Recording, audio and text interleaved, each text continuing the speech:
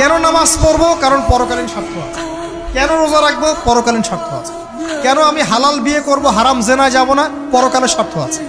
কেন আমি জাকাত দিব, ব্যবসা করব, সুদ খাবো না? কারণ পরকালের স্বার্থ আছে। কেন ইসলামের দাওয়াত দিব? পরকালের স্বার্থ আছে।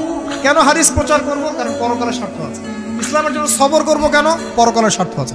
পরকালের স্বার্থ যেখানে, মুসলিম সেখানে। পরকালীন স্বার্থ নাই। মনের বিষয়টা আল্লাহ ছাড়া কেউ জানে না। আপনি দেখতে পারেন সমাজে অনেকে দাড়ি, টুপি, পাগড়ি, জুব্বা সব লাগিয়ে ঘুরছে। বিশ্বাস করেন তাদের মনটা এমনও হতে পারে যে জানোয়ারের চেয়েও কুৎসিত, এমনও হতে পারে। আবার আপনি দেখবেন সমাজে এমন অনেক মানুষ ঘুরছে যারা হয়তো অনেক পাপে লিপ্ত মনে হচ্ছে, কিন্তু মনের মধ্যে সততা আছে। আর যার মনের মধ্যে সততা আছে, আল্লাহ পাক কোনো না কোনো দিন ইনশাআল্লাহ তাকে হেদায়েত দিবেন। একটা কাপড় ধুতে 1 বালতি পানি লাগে, কিন্তু জীবনের সমস্ত গুনাহ ধুয়ে ফেলতে চোখের 1 ফোঁটা পানি যথেষ্ট। একবার, খালি একবার যদি তওবা করে ফিরে আসি, আল্লাহ পাক দুনিয়াও দিবে ইনশাআল্লাহ, আখিরাতও দিবে ইনশাআল্লাহ। তাদের জন্য একটা সুসংবাদ, সেটা হলো আল্লাহ পাক তার এই সমস্ত গুনাহ মাফ করে দিবেন যদি মৃত্যুর আগে খালি একবার বলতে পারে, আস্তাগফিরুল্লাহ আল্লাযী লা ইলাহা ইল্লা হুয়াল হাইয়ুল কাইয়্যুম ওয়া আতুবু ইলাইহি। আল্লাহ পাক সমস্ত গুনাহ মাফ করার জন্য প্রার্থনা করবে। আল্লাহকে পেতে হলে নামাজের কোনো বিকল্প নাই। যে ব্যক্তি নামাজ পড়ে না, আল্লাহর সাথে তার কোনো সম্পর্ক নেই। আপনি যে কোনো কিছু চাচ্ছেন, সেজদায় পড়ে আল্লাহর সামনে আত্মসমর্পণ করেই চাইতে হবে। আল্লাহ পাক কি বলেছেন? সেজদা করো, নিকটবর্তী হও। ব্যাখ্যা অনেক করা যায়। নামাজ না পড়লে কিন্তু মানুষ কুফরিতে লিপ্ত হয়। যে ব্যক্তি মান তারাকা সালাতান মুতাআম্মিদান ফাকাদ কাফারা, যে ব্যক্তি সালাতকে অস্বীকার করে, ফরজ নামাজকে অস্বীকার করে, সে ব্যক্তি কিন্তু কুফরিতে চলে যায়। আল্লাহ রাব্বুল আলামিন তো এমন একজন সত্তা যে আপনি সারাটা জীবন আল্লাহর বিপক্ষে চলেছেন, আজকে 2 রাকাত নামাজ পড়ে যদি তওবা করে ফিরে আসেন, ইমিডিয়েটলি আল্লাহ পাক আপনাকে মাফ করতে পারেন। আবার আপনি সারা জীবন ভালো কাজ করেছেন, শেষে গিয়ে এমন একটা কথা বললেন, এমন একটা কাজ করলেন, হতে পারে সেই কাজের জন্য আল্লাহ না করুক আপনার জাহান্নামের ফয়সালা হয়ে যাবে। তো আল্লাহকে চিনতে শিখুন। আল্লাহ আপনার জন্য অপেক্ষা করছেন, আপনি কখন তওবা করে আসবেন। বিশ্বাস করেন, আল্লাহ আপনার জন্য অপেক্ষা করছেন যে কখন আপনি তওবা করবেন। প্রত্যেক রাতে আল্লাহ পাক প্রথম আসমানে নামেন এবং আপনাকে আহ্বান করতে থাকেন, কে আছো আমাকে ডাকবে, আমি তোমার ডাকে সাড়া দিব। কে আছো আমার কাছে চাইবে, আমি তোমার চাওয়া পূরণ করব। কে আছো আমার কাছে ক্ষমা চাইবে, আমি তোমাকে মাফ করে দেব। ও আল্লাহ, আমি কিচ্ছু চাই না, শুধু আমার জীবনের গুনাহগুলো একটু মাফ করে দাও, একটু গুনাহ মাফ করে দাও। কারণ আমার অতীত পাল্টানোর ক্ষমতা নাই, অতীতে ফিরে যাওয়ার ক্ষমতা নাই। মাওলা, তুমি চাইলে তো সেকেন্ডের আগেই পারো। ও মাওলা, এত বড় পাপ নিয়ে তোমার দরবার আমি যেতে পারবো না। হাসরের ময়দানে উত্তপ্ত গরম রোদের মধ্যে আমি দাঁড়াতে পারবো না। ও মাওলা, তুমি না রহমান, তুমি না গফফার। রোজাদারের দোয়া ফেরত দেওয়া হয় না। দোয়া কবুল হওয়ার অন্যতম একটা অস্ত্র হচ্ছে রোজা রেখে দোয়া করা। কেমন করে ফেরত দিবে? আল্লাহর জন্য আমরা না খেয়ে আসি, তাই না? আল্লাহ পাকের মায়া হবে না, দয়া হবে না? আমার বান্দা না খেয়ে আছে, আমার বান্দা পানি ত্যাগ করছে, আমার বান্দা স্ত্রী সহবাস ত্যাগ করছে, হালালগুলো ছেড়ে দিয়েছে আমার জন্য। তা আমি কেন তার দোয়া? অবশ্যই আল্লাহ পাক উপযুক্ত মনে করলে দোয়া কবুল করবেনই করবেন ইনশাআল্লাহ।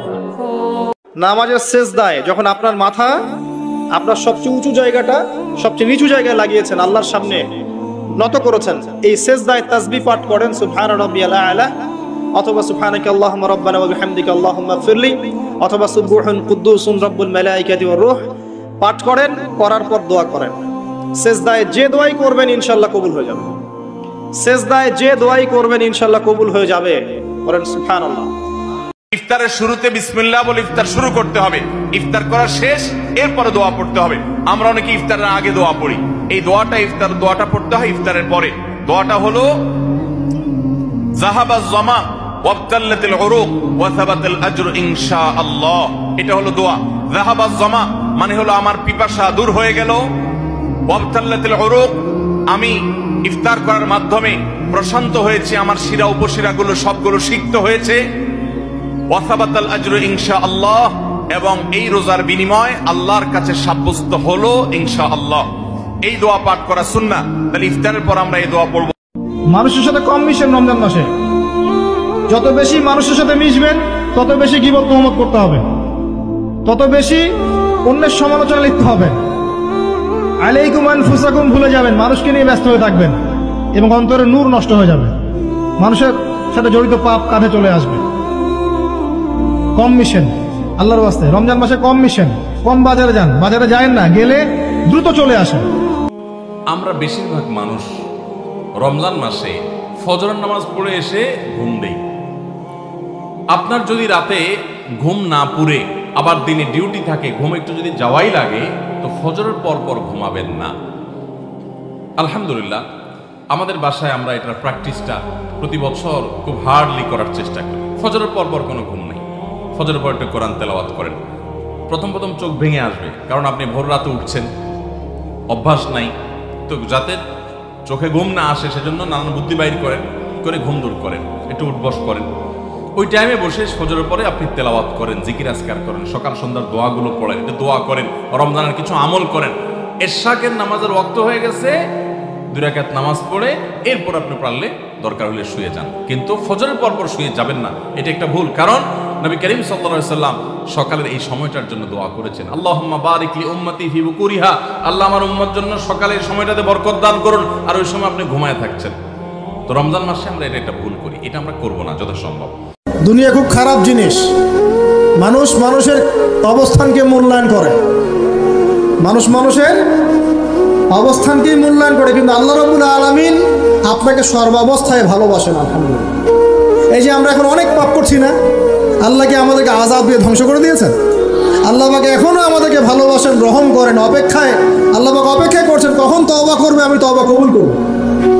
এই কখন আমার বান্দা খালি একবার বলে আস্তাগফিরুল্লাহ, আল্লাহ পাক সাথে সাথে মাফ করে দেবেন। একটা রাস্তার মধ্যে কাঁটা বিছানো আছে, আমরা হাঁটার সময় সাবধানে হাঁটি, ঠিক একইভাবে জীবনের চলার পথে বিভিন্ন রকম পাপের প্রলোভন থাকবে, সুদের, ঘুষের, জেনার, ব্যভিচারের প্রলোভন থাকবে। পাশ কাটিয়ে এড়িয়ে যাওয়ার নাম কি? তাকওয়া। আল্লাহর ভয়ে এগুলোকে ছেড়ে দেওয়ার নাম কি? তাকওয়া। তোমরা আল্লাহকে ভয় করো, ওয়ালা তামুতুন্না ইল্লা ওয়া আনতুম মুসলিমুন, পরিপূর্ণ মুসলিম না হয়ে মৃত্যুবরণ করো না। একজন রাস্তা দিয়ে মেয়ে যাচ্ছে, সুন্দরী মেয়ে, আপনার চোখে হালকা আবসা আবসা দেখতে পেয়েছেন, যে আঁচ করতে পেরেছেন একজন সুন্দরী মেয়ে যাচ্ছে বেপর্দা। আপনি চাইলেই তাকিয়ে হারাম স্বাদ নিতে পারেন, কিন্তু আপনি নিলেন না, নজরটাকে নিচু করে নিলেন, হেফাজত করে নিলেন। এটা আপনার একটু কষ্ট হবে, একটু প্রথম ধাক্কাতে একটু কি হবে, কষ্ট হবে। আল্লাহর কসম করে বলেছি, আপনি পরীক্ষা করে দেখেন, আপনি একটু পরেই সে মেয়েটা আপনার দেশের থেকে যখন আড়াল হয়ে যাবে, দূরে সরে যাবে, আপনার অন্তরের ভিতরে সাথে সাথে ঈমানের স্বাদ অনুভব করবে। আল্লাহর জিকির বাড়িয়ে দেন, দিন রাত আল্লাহর জিকির বাড়িয়ে দেন। সুবহানাল্লাহ পড়তে থাকেন, হাঁটতে হাঁটতে আলহামদুলিল্লাহ পড়তে থাকেন, আল্লাহু আকবার পড়তে থাকেন, লা হাওলা ওয়ালা কুওয়াতা ইল্লা বিল্লাহ পড়তে থাকেন, আস্তাগফিরুল্লাহ ওয়া আতুবু ইলাইহি পড়তে থাকেন, সুবহানাল্লাহি ওয়া বিহামদিহি সুবহানাল্লাহিল আযীম পড়তে থাকেন, দরুদ শরীফ পড়তে থাকেন, আল্লাহর জিকির বাড়িয়ে দেন। যত বেশি আল্লাহর জিকির করবেন মন প্রশান্ত হবে ইনশাআল্লাহ। যে ব্যক্তি রমাদান মাসে ঈমানের সাথে সওয়াবের আশায় সবগুলো সওম রাখবে, সবগুলো রোজা রাখবে, আল্লাহ পাক তার বিগত জীবনের সমস্ত পাপ মাফ করে দেবেন। নামাজের মধ্যে চেষ্টা করবেন আযান এবং ইকামত এর মাঝখানে বেশি বেশি দোয়া করার জন্য। নবীজি বলেছেন আযান ইকামতের মাঝখানে দোয়াগুলো আল্লাহ পাক ফেরত দেন না। আযান ইকামতের মাঝখানে যে কোনো দোয়া করবেন ইনশাআল্লাহ আল্লাহ পাক কবুল করবেন, যদি আপনার রিজিকটা হালাল হয়। আল্লাহ পাক তৌফিক দান করুন, আমিন। সব সময় বোরখা দেখে পাগল হয়ে যাবেন না, কারণ সব বোরখার পিছনেই দিনদার মেয়ে থাকবে জরুরি না। দিনদার মেয়ে পাবেন কোথায় তাহলে? প্রত্যেক মাদ্রাসার মেয়ে দিনদার হবে নট নেসেসারি। জেনারেল শিক্ষা শিক্ষিত মেয়েও দিনদার হতে পারে, সেও দিনদার হতে পারে, বুঝ থাকতে পারে। এটা সম্পূর্ণ ভাই ভাগ্যের ব্যাপার। জ্ঞানী মানুষটা কখনো জ্ঞানের অহংকার করে না। যার ভিতরটা পরিপূর্ণ সে খুব একটা বাজে না। খালি কলসি যেগুলো সেগুলো বাজে, ভরা কলসি যেগুলো সেগুলো কিন্তু বাজে না। সাগরের কথা একটা লেকচারে বলেছিলাম, সমুদ্রের নিচে অনেক সম্পদ আছে, কিন্তু সমুদ্র খুব শান্ত থাকে। যার ভিতর যত বেশি সম্পদ, যত বেশি জ্ঞান, যত প্রজ্ঞা, সে তত শান্ত বিনয়ী হয়। আর যার ভিতরে জ্ঞান কম, যার ভিতরে সম্পদ কম, প্রজ্ঞা কম, হিকমা কম, তার লাফালাফি তত বেশি হয়। যে আমরা এই পৃথিবীতে এসেছি জান্নাত থেকে, আমরা নিজেরাই তো এই পৃথিবীর বাসিন্দা নই। সুবহানাল্লাহ। আমরা কোথায় ছিলাম? জান্নাতে ছিলাম। আমাদের বাবা মা কোথায় ছিলেন? এই পৃথিবীতে আমরা আল্লাহর হুকুম এসেছি নির্দিষ্ট সময়ের জন্য, থাকবো। এর পরে কোথায় যাব?